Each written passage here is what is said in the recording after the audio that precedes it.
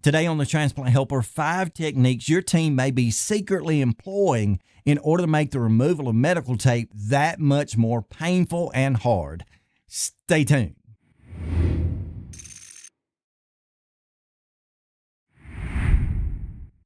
Hey folks, welcome to Transplant Helper again today. My name is Jim Merle, and yes, I think it's actually true. I think the reason when we get home from those medical procedures where it's a simple blood draw, an IV, or even heaven forbid, a actual surgery or procedure, removing that medical tape is extremely hard. It really doesn't matter whether they use the paper tape all the way up to the other end of the spectrum, that old awful foam tape, which I think is medical duct tape. It doesn't really matter which type of tape they use. At times, removing that tape can be horrible. And if you're like I am, someone who blisters easily from some of these adhesives, it can be even that much worse. And so today I want to share with you what I believe may be, and I'm saying maybe, I'm not sure, but I've theorized at least maybe the 5 techniques that your team may have been taught in order to make that a little bit harder for you to do. And that is removing the tape after the fact. And so here we go. First thing I think they're taught in school, first technique is to look for the hairline. Have you been there before? You go in for a blood draw, for an IV, whatever, and it seems like what they do is to scan your body to try to find the area in which they find the most hair. And at least that's the way it seems. You know, I'm the guy, I don't want any of my hair removed from my body, at least not in that way. I'm not a guy who wants to wax myself. Sorry, many of you women choose to do that. I'm certainly not a guy who wants to be waxed when I'm not volunteering for it. So I think, first of all, they look for the hairline. Second to that, I think they actually may be taught to find the hairline and then to move no less than 4 inches below it. And the reason I say that is because when I go in for procedures of any kind, I have no problems. As a matter of fact, if I've got my head screwed on straight, I usually do, I'll go in and shave that area, whether it's my hand, my entire arm, my chest, my neck.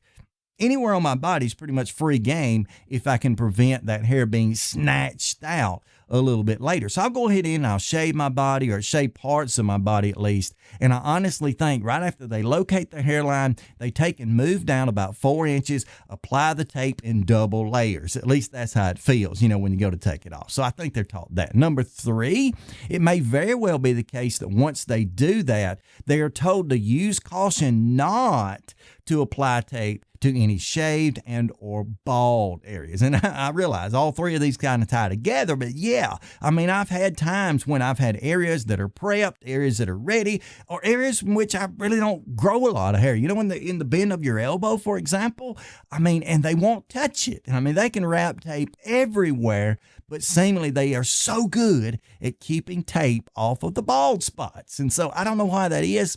I'm assuming maybe they may have been taught that. Number 4, after they get done taping you up with doubles and triple layers all over your hairy spots, I think they're told then to really try to convince you that this is the good tape and that this tape won't be that bad when you take it off. Now, you know better than I do. Like I said a moment ago, it could be paper tape.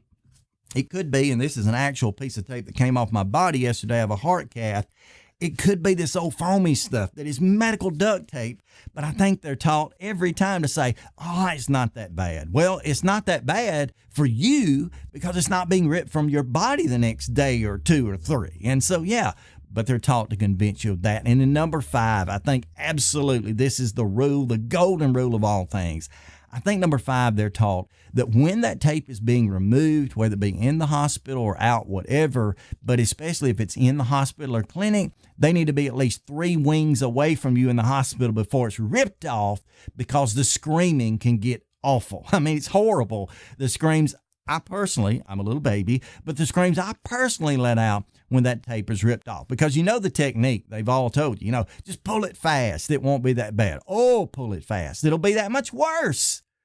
Yeah, I know. Honestly, slower is worse. But anyway you go about it, I don't like it. I thought you'd have a little bit of fun discussing these things. Maybe your team does that. Maybe not. Maybe they were taught to. Maybe not. I don't know. Just a suggestion and a theory. I hope you've enjoyed this. If you have, go ahead and give me a big thumbs up. Share this out with some of your friends who might have some fun with it. Consider subscribing, maybe even hitting the bell notification, and then even check out some of these videos along the side here. They're probably going to be a little bit more serious than this one was, but nonetheless, they're all intended to help you to be advocated, educated, and motivated to live a better transplant life. Until next time, please stay stronger, friends.